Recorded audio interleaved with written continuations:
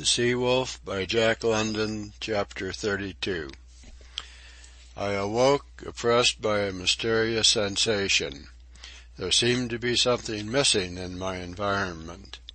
But the mystery and oppressiveness vanished after the first few seconds of waking, when I identified the missing something as the wind. I had fallen asleep in that state of nerve tension with which one meets the continuous shock of sound or movement, and I had awakened, still tense, bracing myself to meet the pressure of something which no longer bore upon me. It was the first night I had spent under cover in several months, and I lay luxuriously for some minutes under my blankets, for once not wet with fog or spray, analyzing, first, the effect produced upon me by the cessation of the wind, and next, the joy which was mine from resting on the mattress made by Maud's hands. When I had dressed and opened the door, I heard the waves still lapping on the beach, garrulously attesting the fury of the night. It was a clear day, and the sun was shining. I had slept late, and I stepped outside with sudden energy, bent upon making up lost time as befitted a dweller on Endeavour Island. And when outside, I stopped short. I believed my eyes without question, and yet I was for the moment stunned by what they disclosed to me. There, on the beach, not 50 feet away, bow on, dismasted, was a black-hulled vessel. Masts and booms, tangled with shrouds, sheets, and rent canvas, were rubbing gently alongside. I could have rubbed my eyes as I looked. There was the homemade galley we had built, the familiar break of the poop, the low yacht cabin scarcely rising above the rail. It was the Ghost. What freak of fortune had brought it here of all spots? What chance of chances? I looked at the bleak, inaccessible wall at my back, and knew the profundity of despair. Escape was hopeless, out of the question. I thought of Maud, asleep there in the hut we had reared. I remembered her "Good night, Humphrey." My woman, my mate, went ringing through my brain, but now, alas, it was a knell that sounded. Then everything went black before my eyes. Possibly it was the fraction of a second, but I had no knowledge of how long an interval had lapsed before I was myself again. There lay the Ghost, bow on to the beach, her splintered bowsprit projecting over the sand, her tangled spars rubbing against her side to the lift of the crooning waves. Something must be done. It came upon me suddenly, as strange, that nothing moved aboard. Wearied from the night of struggle and wreck, all hands were yet asleep, I thought. My next thought was that Maud and I might yet escape. If we could take to the boat and make round the point before anyone awoke, I would call her and start. My hand was lifted at her door to knock, when I recollected the smallness of the island. We could never hide ourselves upon it. There was nothing for us but the wide, raw ocean.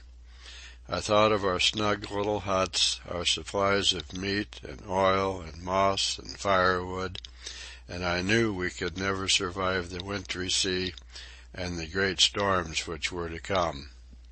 So I stood, with hesitant knuckle, without her door. It was impossible. A wild thought of rushing in and killing her as she slept rose in my mind. And then, in a flash, the better solution came to me. All hands were asleep. Why not creep aboard the Ghost, well I knew the way to Wolf Larsen's bunk, and kill him in his sleep? After that, well, we would see. But with him dead, there was time and space in which to prepare to do other things, and besides, whatever new situation arose, it could not possibly be worse than the present one. My knife was at my hip. I returned to my hut for the shotgun, made sure it was loaded, and went down to the Ghost. With some difficulty, and at the expense of a wetting to the waist, I climbed aboard. The forecastle scuttle was open. I paused to listen for the breathing of the men, but there was no breathing. I almost gasped as the thought came to me, what if the Ghost is deserted? I listened more closely. There was no sound. I cautiously descended the ladder. The place had an empty and musty feel and smell usual to a dwelling no longer inhabited. Everywhere was a thick litter of discarded and ragged garments, old sea boots, leaky oilskins, all the worthless forecastle dunnage of a long voyage. Abandoned hastily was my conclusion as I ascended to the deck. Hope was alive again in my breast, and I looked about me with greater coolness. I noted that the boats were missing. The steerage told the same tale as the forecastle. The hunters had packed their belongings with similar haste. The Ghost was deserted. It was Maud's and mine. I thought of the ship's stores and the lazaret beneath the cabin, and the idea came to me of surprising Maud with something nice for breakfast. The reaction from my fear, and the knowledge that the terrible deed I had come to do was no longer necessary, made me boyish and eager. I went up the steerage companionway 2 steps at a time, with nothing distinct in my mind except joy and the hope that Maud would sleep on until the surprise breakfast was quite ready for her. As I rounded the galley, a new satisfaction was mine at thought of all the splendid cooking utensils inside.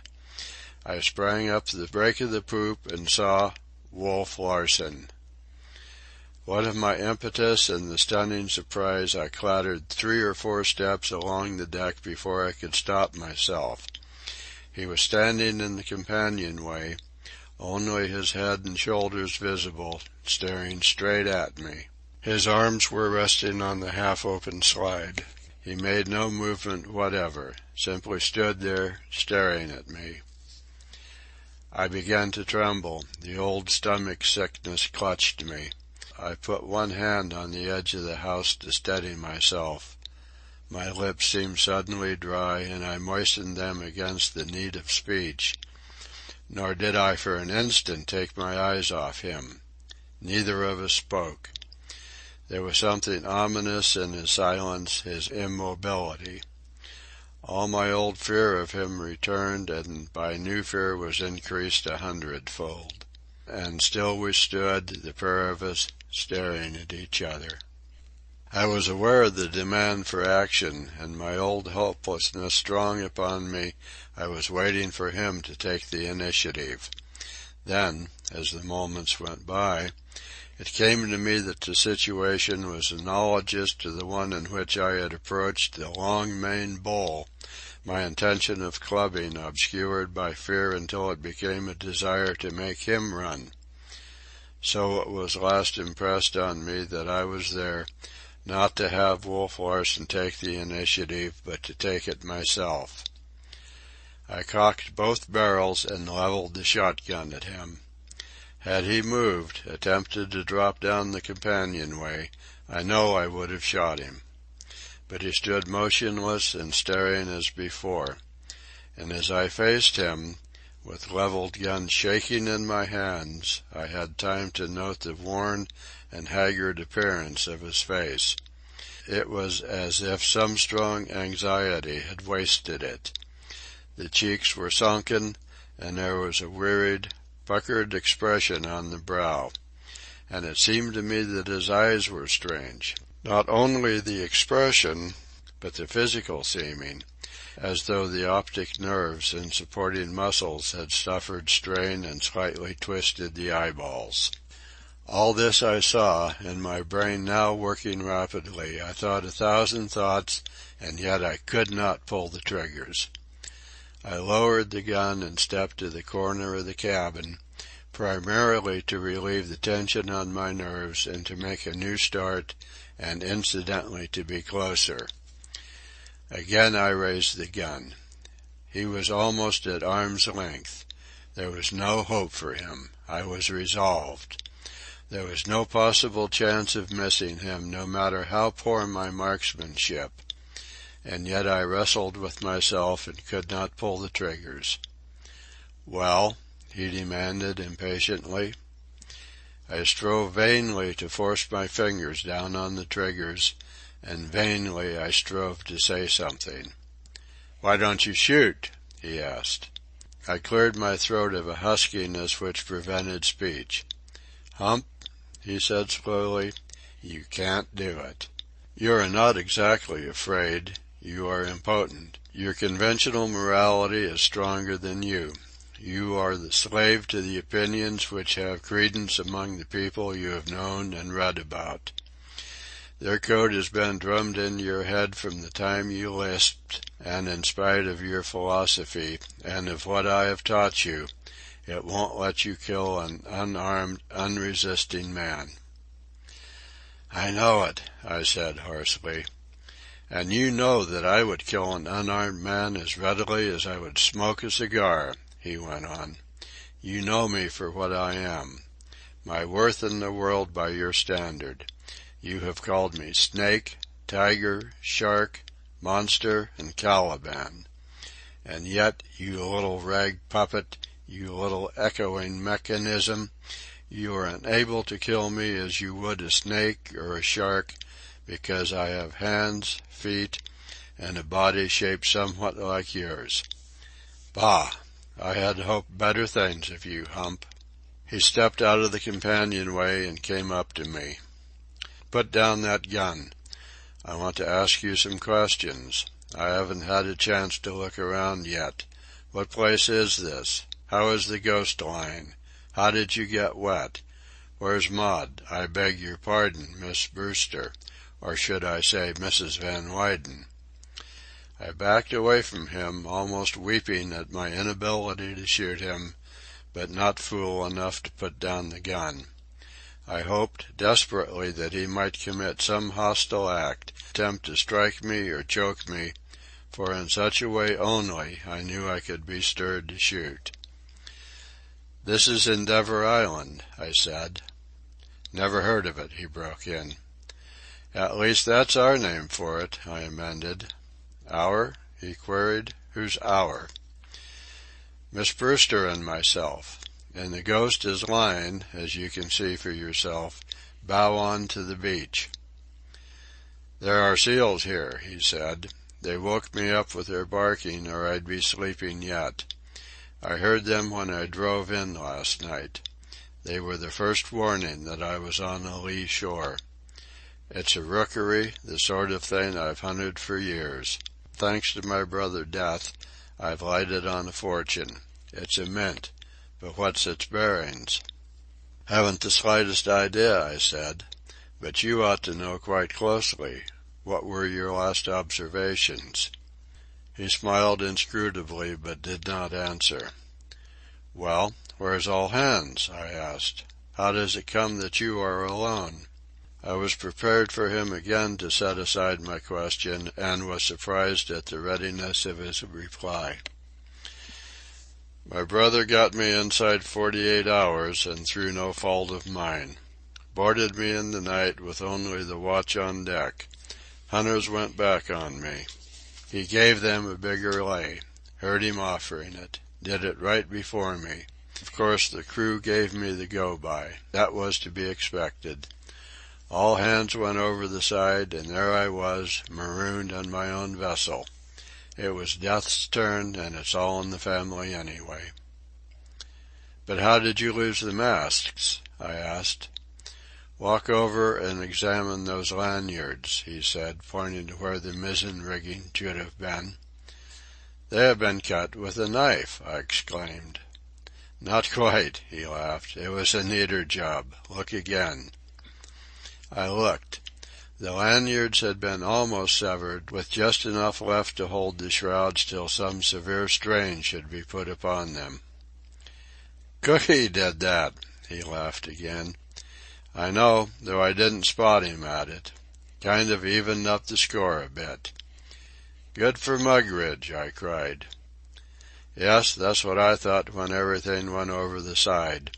Only I said it on the other side of my mouth. But what were you doing while all this was going on? I asked. My best, you may be sure, which wasn't much under the circumstances. I turned to re-examine Thomas Mugridge's work. I guess I'll sit down and take the sunshine, I heard Wolf Larsen saying. There was a hint, just a slight hint, of physical feebleness in his voice, and it was so strange that I looked quickly at him. His hand was sweeping nervously across his face as though he were brushing away cobwebs. I was puzzled.